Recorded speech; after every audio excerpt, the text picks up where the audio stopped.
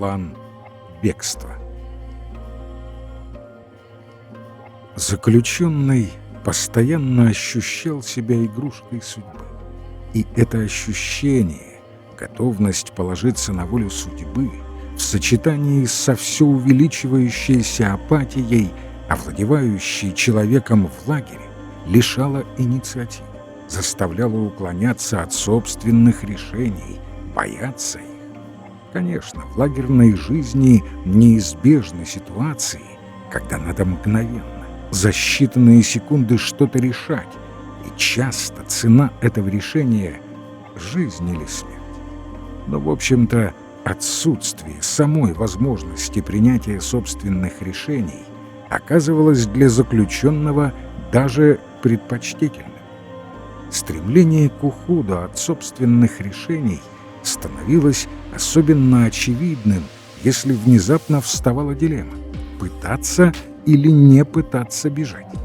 В такие минуты, а речь могла идти только о минутах, заключенный испытывал поистине адские муки — рискнуть, не рисковать. Я сам прошел через это чистилище, полное внутреннего напряжения, когда благодаря приближению линии фронта передо мной мелькнула такая возможность. Один мой товарищ, который работал в бараке за пределами лагеря, решился на побег, и бежать он хотел обязательно со мной. Под предлогом консилиума у незаключенного, на котором я был необходим как специалист, мы могли бы выскользнуть из лагеря. А там, на воле, один законспирированный боец иностранного движения сопротивления должен был снабдить нас формой и документами. Но в последний момент возникли технические препятствия, и нам пришлось вернуться в лагерь. Мы постарались использовать эту задержку, чтобы добыть себе еще пару гнилых картофелин на дорогу, и, что было для нас очень важно, рюкзак. С этой целью мы забрались в пустой барак женского лагеря, обитательниц которого срочно увезли куда-то. Там царил невообразимый беспорядок. Можно было предположить, что многие женщины покидали барак в спешке. Кучами валялось тряпье. Среди него остатки засохшей еды, солома, черепки и еще вполне пригодные котелки. Предмет, по лагерным понятиям, очень ценный. Но их мы не взяли, потому что знали. В последнее время, когда лагерем начало овладевать полное отчаяние, эти котелки служили не только суповыми мисками. Их использовали и для умывания, и одновременно как ночные горшки. Существовал строжайший запрет держать в бараке что-либо специальное для этих целей, хотя в некоторых случаях, например, при сыпном тифе с высокой температурой, больные были просто не в состоянии без посторонней помощи дойти до уборной. Итак, я стоял на страже, а мой товарищ проскользнул в опустевший барак. Через несколько минут он явился сияющий.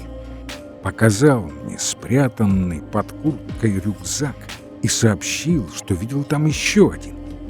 Теперь он сторожит, а я ныряю в барак. Роюсь в тряпье. Нахожу, кроме рюкзака, к моей величайшей радости, еще и старую зубную щетку. И вдруг вижу среди этих, брошенных, видимо, в горячке и спешке вещей, женский труп. Затем я возвращаюсь к себе в барак, чтобы собрать свое имущество: суповую миску, пару разодранных рукавиц, полученных в наследство от моего пациента, умершего от цепного тифа, стопку клочков бумаги, на которых я, как уже говорилось, начал стенографическими знаками восстанавливать рукопись, погибшую в Аушвице.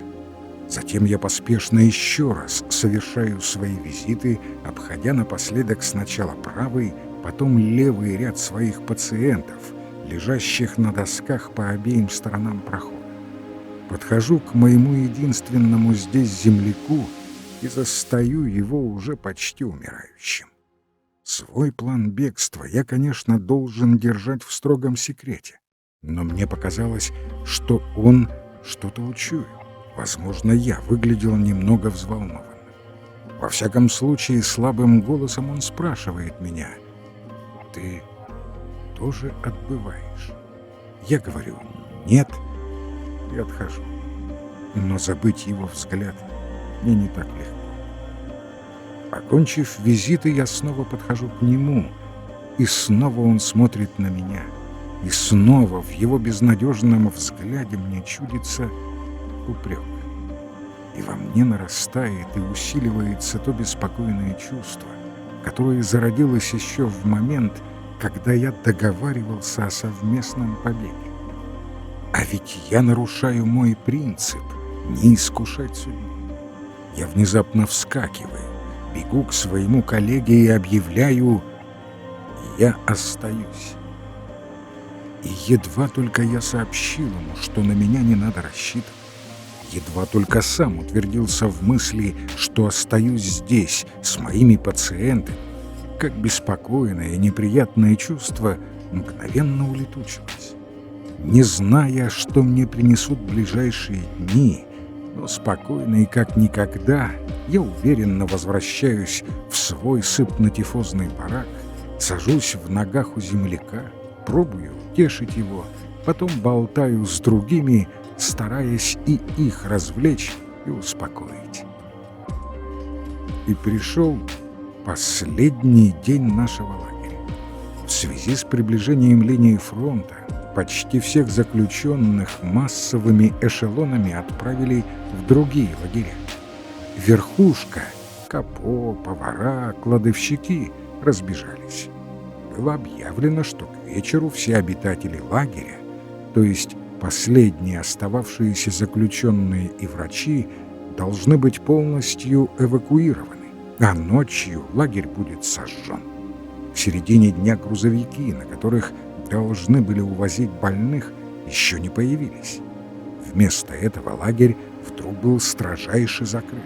У проволочных заграждений снова появилась охрана, так что никто уже не мог ускользнуть в кое-где проделанные дыры. Ситуация становилась тревожной. Похоже, лагерь собирались сжечь вместе с теми, кто в нем еще оставался. И мы с моим коллегой во второй раз решили бежать. В тот день умерли еще 3, и нам было предписано захоронить их за пределами лагеря.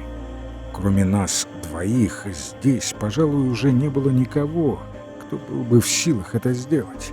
Почти все лежали в бреду и лихорадке. Мы разработали такой план. Вынося первый труп, мы незаметно прихватим один рюкзак, положив его в старые корыта, служившие и носилками, и гробом. Со вторым трупом переправим другой рюкзак, а вынеся 3-й труп, исчезнем сами.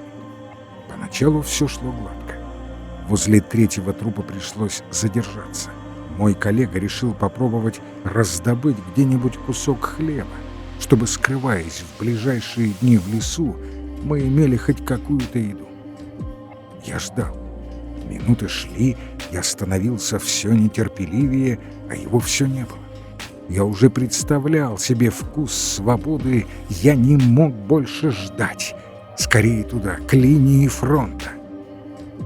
Только позднее мы узнали, насколько это могло быть опасно. Но до той опасности дело просто не дошло, потому что в тот самый момент, когда наконец появился мой товарищ, лагерные ворота вдруг широко распахнулись, и на плац медленно въехал шикарный серебристого цвета автомобиль с большими красными крестами. Это прибыл представитель Международного Красного Креста, чтобы взять наш лагерь и его обитателей под свою защиту. Из автомобиля извлекают ящики с медикаментами, нам раздают сигареты, нас фотографируют, и всюду царит ликование. А нам с товарищем не надо больше рисковать. Не надо искать спасения между линиями 2 фронтов. Представитель Красного Креста разместился в деревенском доме поблизости от лагеря. чтобы и ночью быть на всякий случай наготове. Чего же теперь опасаться? В той радостной суете мы попросту забыли о третьем трупе. И вот теперь мы несем его, чтобы опустить в неглубокую могилу, которую смогли выкопать. Конвоир, сопровождающий нас и наблюдающий за нами, внезапно стал мягким, как воск. Он начинает понимать, что обстоятельства изменились, и ищет контакта с нами. Во всяком случае, он нам сочувствует и присоединяется к нам, когда мы бросаем первые горсти земли на эти 3 трупа. Все огромнейшее нервное напряжение последних дней и часов нашего единоборства со смертью сказалось в краткой погребальной молитве, которую мы произносим. Слова, которыми мы молимся о мире, звучат так горячо, с такой страстью, с какой только могут они звучать в устах человека. Так прошел этот день, последний день нашего лагеря. Прошел в предвкушении свободы, в опережающем события чувстве, будто этой свободой мы уже обладаем. Но нет.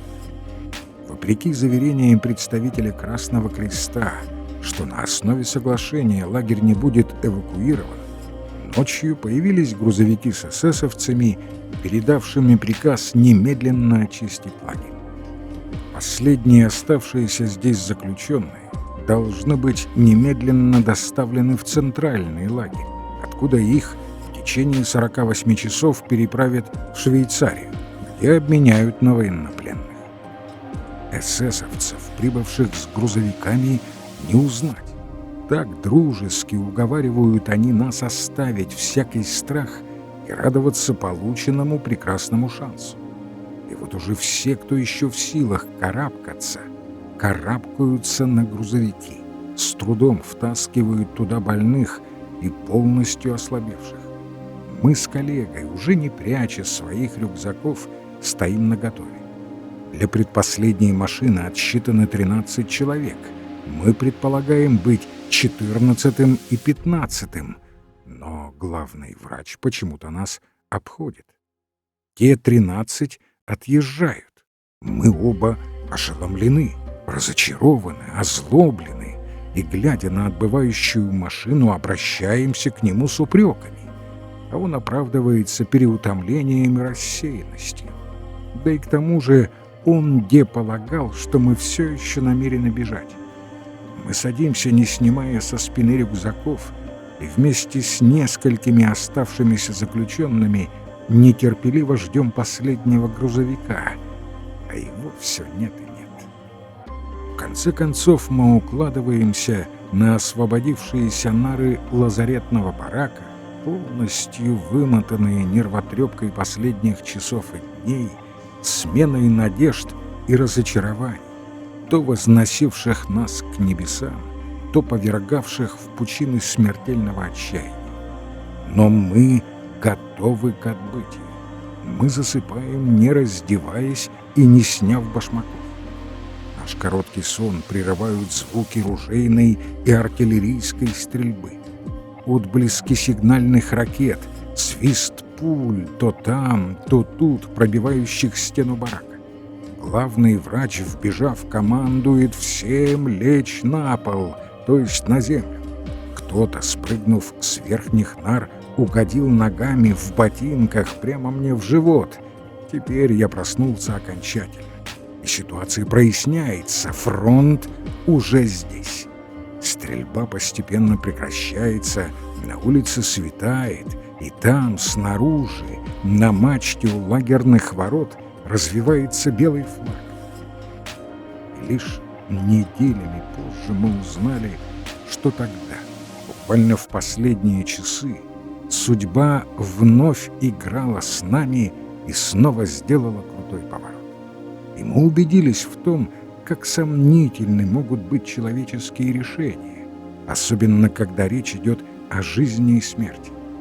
Как было не вспомнить снова притчу о смерти в Тегеране, думая о наших товарищах, которые в ту ночь верили, что эти автомобили везут их к свободе.